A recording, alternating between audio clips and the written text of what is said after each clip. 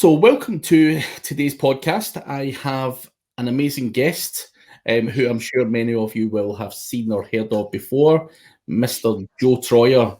Joe, thank you for taking the time to come on to the podcast. I know you're very much a podcast dude yourself, and it's probably good to be able to have you on that side of a podcast for a change.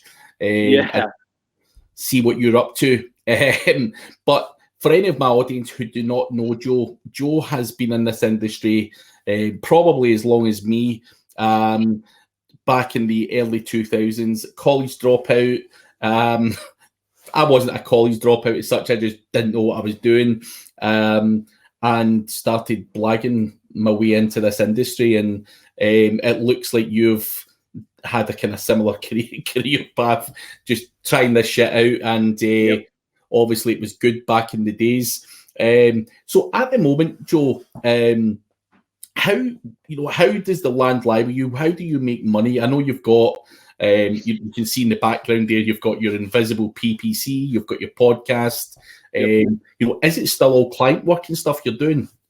Yeah. So everything really focuses first and foremost on client work first. And that is my test bed. That's my baby. Honestly, that's what gets most of my attention these days. And then essentially with digital triggers and the podcast, I'm sharing everything that kind of I'm doing in my agency business, and my e-com businesses and other spinoffs that I've built. I realized very early on that, with SEO and learning that as a skill, that can be applied to literally anything. And for me, when I first got started, probably like a lot of people, like doing it for other people was kind of a means to an end. And then I realized like you can make a lot of money doing it for other people, and you can build a really awesome business, that's very different, right, than e-com for yourself and for and other business models. So I do SEO kind of as a practitioner, so to speak, first, then take everything that I learn and kind of share that on digital triggers. And we sell some training over there, but mostly just content in my way to give back to the community. And then you can see Invisible PPC behind me. Everybody needs fulfillment, right? And for me, SEO and PPC has always been one and the same. I've always sold them, except for probably my first 2 years in business, I've always sold them together. And the reason is I found that if I just do SEO, people drop off, right? Because they can't wait for the results. It's like 3 months in, they're like, come on, man, like what, where's the ROI? And so I call it my yin and my yang strategy, right? I got my long-term ROI with SEO, and I got my short-term win, and here's my proof, and here's me getting you leads today, right? Not in 6 months. Yep. No, it makes complete sense to do that. And I think obviously it would work well, because I think most of us in this industry do see clients drop off, and we always complain not giving us enough time and blah blah blah. And so it's obviously a very good business model that you've obviously got there, and you probably are one of the only guys that I know from back then who still enjoys doing client work or anything like that as well. It's quite interesting to see that you're still a practitioner, so to speak, because a lot of guys just go down the route of e-com and stuff like that. But as you say, there's still a massive amount of people out there who need a good PPC guy or a good SEO guy or just a good digital marketing guy. So, do you have a team there? Is it in-house, or do you have VAs? What's your kind of setup like there? Yeah, so I have an office here. It's 2 floors. It's about 2,200 square feet.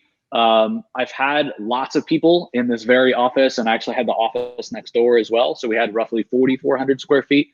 And I found for me personally that it can be a little bit of and I'm going to swear on here, hopefully that's okay. It can be a head fuck walking into an office with employees in it every day. And if you're not careful, it can really mess with your head. And it, I found, ended up bringing down kind of my demeanor and the level that I was playing at, walking into kind of maybe a team that wasn't as excited about the opportunities as I was. And so I found that for me, I like having team in person. Don't get me wrong, but I'd like to keep it as kind of executive team if I can.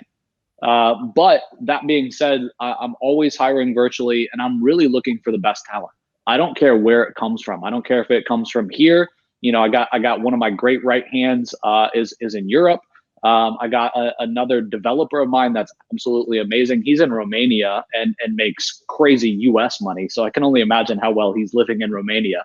Yeah. But I don't care where somebody's located. I just want the best, right? Like I don't have time for the rest. That's it makes sense. I think again, what you're doing just you know, it probably was cool at one point to walk into the office and have all those staff in front of you and, you know, go down the pub saying, I'm in charge here. But does it really provide that much value when you can have a guy in Romania do the same work for maybe, you know, half the price as well? So you've got to look at all of that kind of stuff. But you've also had software companies and stuff in the past as well, haven't you? Yep. So what I'd be curious to know, obviously, you know, having read up in your background and stuff like that, you know, you've been very successful in the different things that you've done.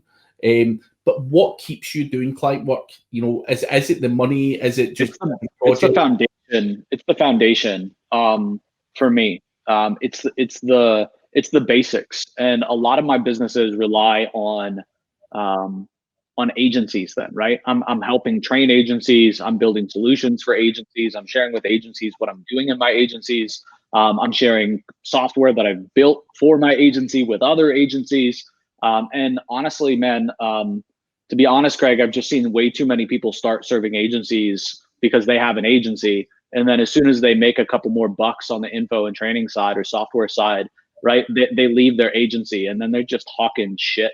And they're just selling stuff that really isn't a solution. It's like a half-baked idea. Like, I got to make some money tomorrow, so let's throw out a training course that like we've never touched before, we've never done anything with before, it's never been used, and hopefully this shit works. And man, like, to be honest, I despise that. So for me, my agency has to be my number one focus, and everything else is just like, it's huge profit margins, and it's got to be fun for me. And I take that money and I shove it in other investments for me. Yeah. But going back to the agency side of thing, or the work that you do, Yep. I'm assuming it's not just the run of the mill clients. You're serving agencies with your software and everything else, so it's more like a white label solution. Yeah, still doing run of the mill though as well, so to speak. I'm practicing what I preach, right? I think these days, I don't think that you can be a generalist anymore and kind of get away from it or get away with it in the marketplace. The market, it's too sophisticated these days. Unless you're going in a country that's super far behind, even like Australia is so much further behind than we are in the States in terms of Google and everything else. You might be able to get away with it somewhere like that. But in the States, man, like it's tough, man. It's cutthroat. There's so many marketers out there, and people are getting privy to the pitches. So I think that you got to you got to niche down and you got to focus and you got to become a specialist in something. And for me, I think the major easy opportunity lies in just picking an industry that you want to be an expert in. Yeah. And so that's what we've done. We've picked an industry that we're an expert in, and that's where we play in my actual brick and mortar quote unquote agency. Yeah. No, it's good to hear you say that. And again, something I totally agree with. I think back when we were doing SEO, you know, back in the mid 2000s and everything, you pretty much done everything. You wrote your own content, you done your own links, you done everything, and you had to be a general marketer, if you like. You know, you've done a pay-per-click and everything. But now, you know, it does, you know, everything has its own special subject. Even guys who do things like Facebook ads, for example, there's so much, you know, in terms of A/B testing and, you know, what you can do with Facebook ads that you need someone who knows that inside out rather than someone like me who can say, yeah, boost a post and, you know, do this and do that. You know, I understand the basic concepts and retargeting and stuff, but I'm not the guy that does Facebook ads day in, day out. Not me either. I'm not either. And it's crazy, Craig, to that point. I was just looking, I was trying to help a client of mine find somebody to run Facebook ads. They're just a home services company. And I don't run Facebook ads like you. And so I'm like, yeah, I'll help you pre-vet somebody. I'll at least give you a couple candidates that I think would be good. So I go on Upwork, I create a job profile, or create a job post and start hiring. And man, it's insane. Even with Upwork, everybody's a Facebook expert these days. It is nutso. ClickFunnels this, ClickFunnels that, the Facebook marketing experts. I mean, the wazoo. And you got people in the Philippines, and I got lots of Filipinos on my team, but you got people in the Philippines charging $1,000, $2,000 a month US to run Facebook ads. Jeez. So talk about like market sophistication level. Like, man, you gotta be an expert, I feel like, these days. Yeah, definitely. And I think that's what every client is looking for as well. From what you said earlier, clients are used to the usual crappy sales pitches and everything else. Whereas I think clients now know if you want an SEO guy or a link builder, for example, you go for a guy who just builds links all day, not the general SEO dude who talks shit about SEO and doesn't actually practice what he preaches. So no, I think the customers and everything are becoming more aware of that, and I think you're right. Niche down and become good at something, and obviously you've got your software and everything else and all of that kind of stuff to be able to make you a viable option, above all of the other PPC dudes or whatever it's going to be, and really stand out from the crowd. It's not that hard, man, to become an expert though. Like if you think about it, like I still think that local niches, like that there's so much money stuck in those local niches and verticals. And it's not that hard. Like if you pick any random niche, let's say you pick one niche, like you do fulfillment for 3 or 4 clients and you're an expert in that niche. Why? You got results, you got rankings, you got case studies. Like that's more than 99% of the market has. Like how hard is it to be an expert and to be able to talk the talk and walk the walk? Like it's simple. I think there's obviously what you said earlier, like there's loads of different marketers out there, but I still feel that there's not that many people actually that good at a lot of the specifics. So when I look at it, I'm like, hand on heart, could I name 50 really good guys in the world? Yeah.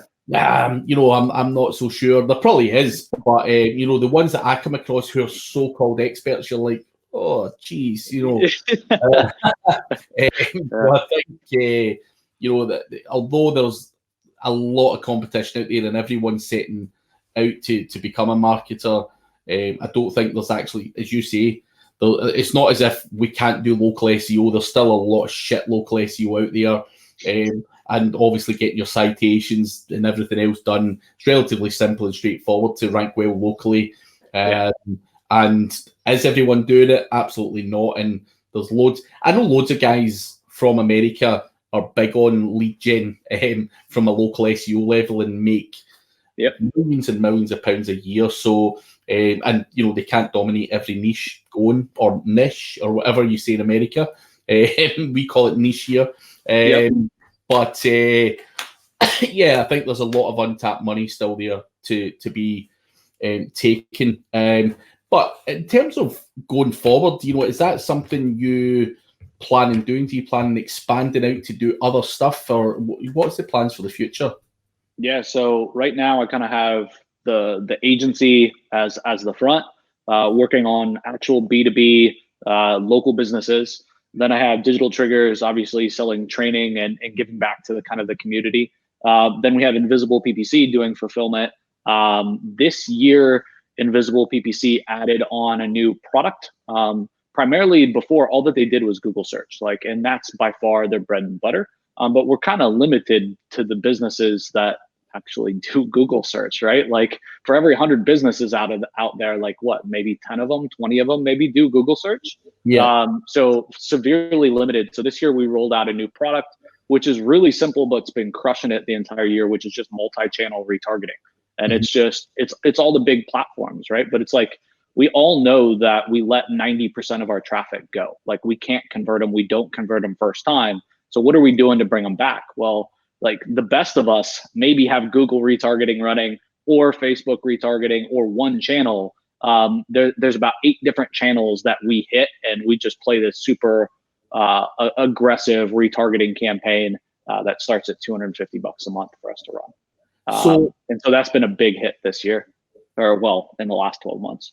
So for anyone listening that only uses Google, kind of stuff, and they're not really retargeting anything else, where are you seeing the quickest wins? What platforms? Is it like Quora ads, or what kind of platforms are you seeing super good results from? So at the end of the day, I think it's important to know with retargeting, like the reason that it works, right, is just like it's that reminder every impression. Right? That people see your ad. It's like, oh yeah, crap, I forgot. I was looking at buying that Bluetooth speaker. Oh yeah, it fires that synapse. You're like, oh yeah, I forgot to do that. Let's go do that. So that's why it works. And I think it's important just to think about that. And then secondarily, it's like, well, then where's my customer base? So wherever your customer base is, whatever sites they're on, you should be showing up there. Right. And that's how we think about retargeting. And so if you're just on Google, that's great. Google has a big footprint with Google's display network, obviously lots and lots and lots of sites. I think they cover like 70 or 80% of the world's websites out there, something like that. Like it's crazy, huge footprint. Gmail ads inside of Google are great. You obviously have YouTube ads then that you can run and video ads that you can run inside. And those are all great options. But you still have Facebook, which obviously we know gets a boatload of traffic, right? You got Twitter, you got LinkedIn, right? Then you got other third-party display networks like Google, but they just don't have Google's footprint. And so very quickly, you can spread a very big footprint. And at the end of the day, like you're only paying when you actually show an impression. So if your ad isn't seen, there's no cost. So we want to be everywhere that our users are, to answer your question, Craig. And then like ultimately then we take it to the next level. And the next thing that we're worried about is banner blindness. So like Craig, when you've seen the same ad 10 times for that Bluetooth speaker, you're like, all right, enough already. And you start to just kind of tune it out, right? Yeah. And so we change up those ads and we just show a bunch of different ones. So every time is like a new ad experience, a new viewing experience. And you're like, oh, yeah, crap, I completely forgot about that Bluetooth speaker. And here's some reviews and here's a testimonial and, oh, look, a sale, and a coupon code. And we just keep changing up kind of the call to action and the graphic design so that you don't get banner blindness. Yeah. So for anyone out there who's potentially listening in and going, I want to know more about this, what am I potentially missing out on in terms of not retargeting through these various other channels that you talk about? Is that something your training courses provide? Yeah. Or just go to invisibleppc.com. Like, to be honest, we charge $250 a month for that service. If you're going to pay somebody to learn it, or you're going to do it yourself, you'd probably just be better off having us do it. Just because we're white label, we find that a lot of agencies are like, yeah, we want to use you too, because it's just so cheap.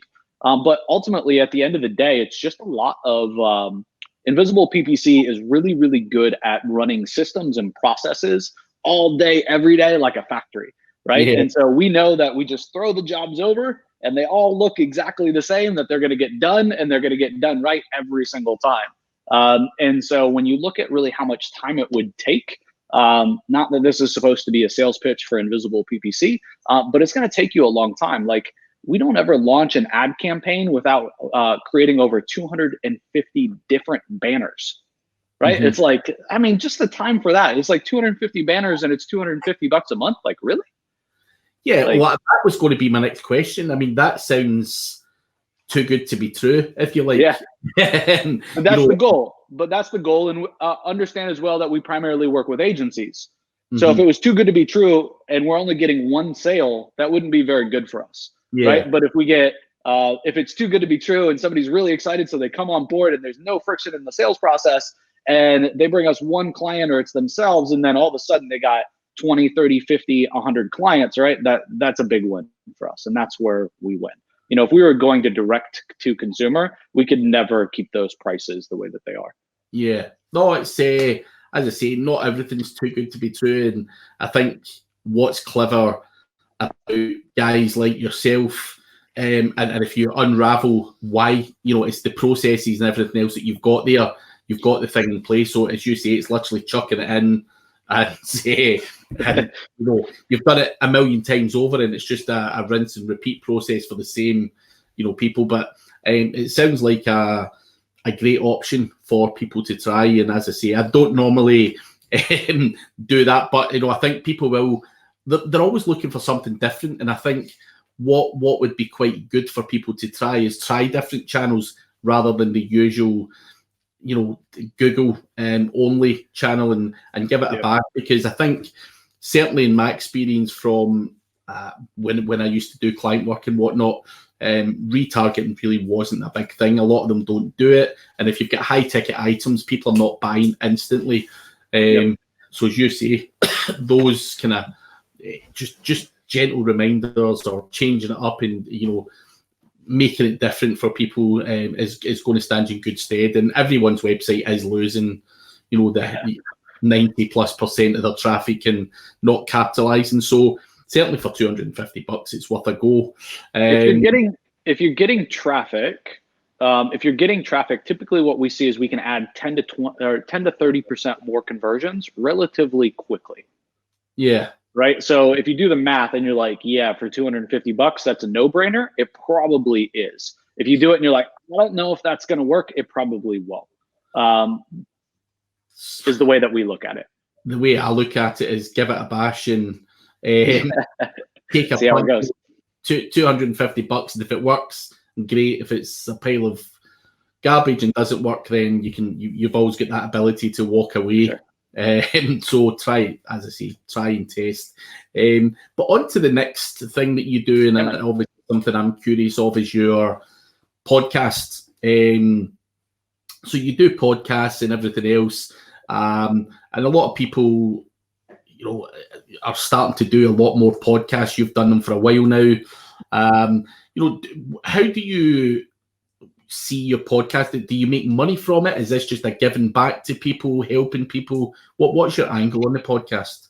Yeah, I guess I'll answer that with a story. It was about at the end of 2018. Secretly behind the scenes, I was exiting a bunch of my holdings in the digital marketing space. My agency that I built to roughly $84,000 a month recurring, I ended up exiting. My call tracking platform that I had built, selling to agencies and selling to my own through my own agency, I ended up selling and a bunch of other things. And as I sat thinking what am I going to do when I get older? What am I going to do when I grow up? What's the next 10 years look like for me? What's gone well in the past? What do I want to change for the future? Where do I want to go? It became evident that I wanted to still play in this market. I wasn't going anywhere. I love this market. But honestly, I felt like I didn't do that great of a job communicating with my audience. I would show up and I'd be like, check this out. I just did something really cool inside my agency. And I just launched a new training course teaching you how. And it was genuine and it was good, but it would a lot of times, man, at the end of the day, I felt guilty because it was promo. Yeah. Right. And I don't promote that much, but I do internally when I promote something, I promote it hard. I believe in it. Right. I don't half-ass promote shit. So once a quarter, I'm slamming something down people's throats because I think it's important that they have it. But man, I look back on it and I'm like, I want to do a better job communicating with my audience when there is nothing for sale. And it was just something internally that I felt like nobody really does and that I wanted to do better.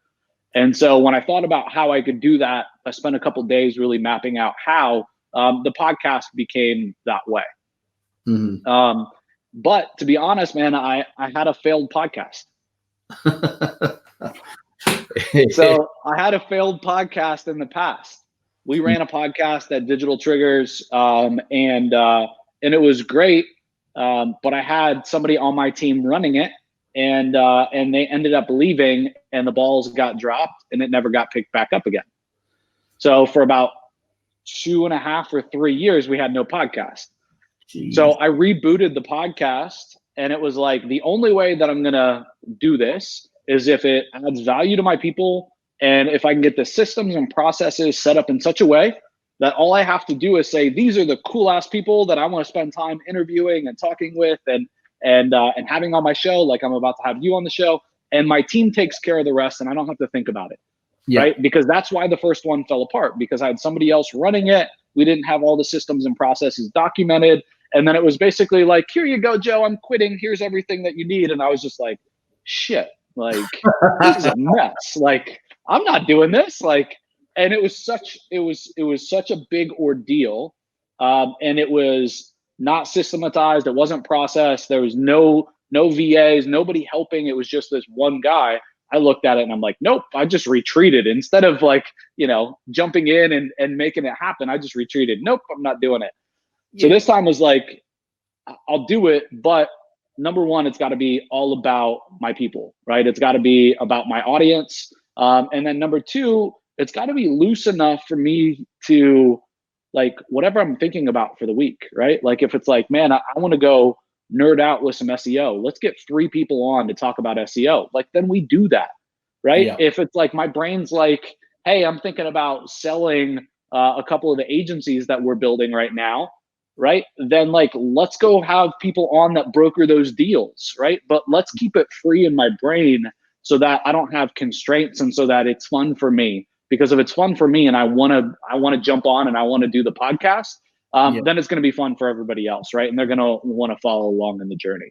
So the concept of my show is much like yours. I think it's kind of like be a fly on the wall for a conversation I want to have anyway. And my people freaking love it. Yeah. No, I think it's, for me, when I've been about and trying to learn SEO, you've always been like, fuck, having a beer with a guy and you're like, people would get so much value from just listening into that conversation. And the conversation just started with, hey, my name's Joe.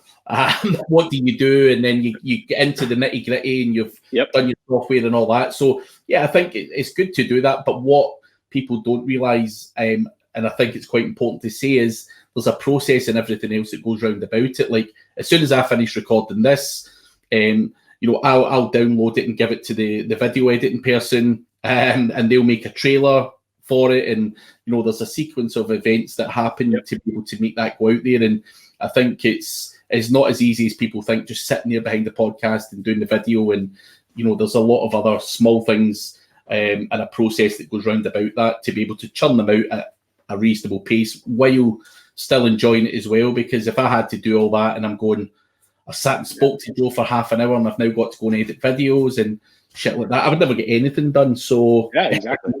It's good that you do that, and I think we're aligned in terms of what I want to give back as well. Is just speaking to cool guys like you who have been very successful, find out what they've got and just a bit more about what they do. And as I say, it helps my learning as well, because as I say, I'm not an expert in everything. So I've had Facebook ad guys on, I've had again website brokers on, talking about buying and selling websites, and I think hopefully that adds value to it. But as I say, I think it's a lot of people do it for the wrong reasons. A lot of people think you make a lot of money from doing podcasts, and you're like, nah, not really. But I was curious, and I wasn't, in case there was some dark secret. But nah, it's starting to take off more and more. We're starting to get more kind of virality type of traffic. I mean, nothing crazy, but it's starting to be picked up more in iTunes, right? So I see traffic coming up and growing, not necessarily just like when I push it, which is great. Like over time, it's getting better and better, right? Not just reliant on like I push it and send an email and it's like whoop, and then it just falls off immediately. Which is what it was when we started, right? Now it's kind of a nice little growth. The other thing is, man, I think we're in a decade of raving. It's, in a sense, it's easier than ever to create raving fans. I think that like Netflix, for example, like people binge Netflix and chill, right? The statement, like, and that's not my generation. But that's all that people do, and they just binge episode after episode after episode. And I've been guilty of it. But I think you can do that with podcasts, right? You can create content, and in a way, people can binge. And it's like, Craig. What happens after like literally every day for a week? They're watching your, every, for 6 months every week they're watching your podcast episode. What happens at the end of that? Like, what kind of relationship have you built with them is the thing that I'm really looking at. And it's crazy. It's something I need to do. I think I'm at the start of my podcast career, and I'm getting the up. When you send email out and a bit of on social media, then boom. But I think obviously I've got a fairly big following social media wise, and I speak at a lot of events, which kind of helps with the growth slightly. But I've still got a lot of work to do and figure it all out. But it's a learning curve, and as I say, something I wanted to do and add value back to other people, because I think speaking to cool guys like you on a weekly basis, rather than waiting to go to a conference, or we might never meet at all. For sure. Because you're surrounded by 5 of your big fans or whatever, at some conference or whatever, we might never get the chance to speak. So it does give that opportunity to network and chat some stuff as well. And as I say, that's where business is at. And I think you just have to put your face out there and do a lot more of it. But sadly, let me ask you, Craig. Let me ask you real quick on the podcast side. What's the biggest time suck for you? The biggest time suck for me, the biggest time suck is getting people onto the podcast. So the emailing back and forth, and I know you've got your man Eduardo or whatever. So I'll have Eduardo send you our SOPs for that. So all that I give Eduardo is a list of names. He handles the rest.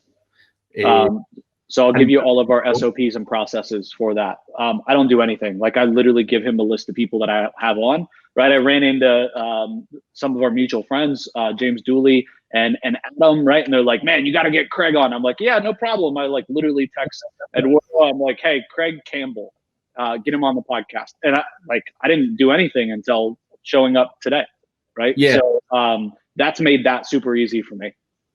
Yeah, no, it's definitely something I need to look into. Getting them on and stuff like that is the important and the hardest part for me. Everything else is fairly easy. I've got everything else systemized, but yeah, that part I'll have to get myself an Eduardo. Yeah, chasing cats, man, ain't fun. Herding cats ain't fun, and all of us entrepreneurs, man, are a bunch of cats. But sadly, Joe, we are out of time. But for anyone who likes what they've got to hear about you, obviously you've got your podcast Digital Triggers, which I'm sure many people have heard of. You've got Invisible PPC. Is there anywhere else people should be looking at to get a hold of you? Yeah, digitaltriggers.io, invisibleppc.com, and then YouTube. We do pretty consistent content on YouTube as well. You can just look us up, Digital Triggers. But that also gets published over at the blog. So that should get you covered. Cool. And as I say, I will catch up with you on your podcast and next week, I think it is. And hopefully have a bit of fun on there as well. But do appreciate you coming on today. It's been a pleasure. Yeah, man. Thanks so much for having me on, and looking forward to have you on ours. See you, Craig, and thanks, everybody. Hope you enjoyed today's episode. Cheers.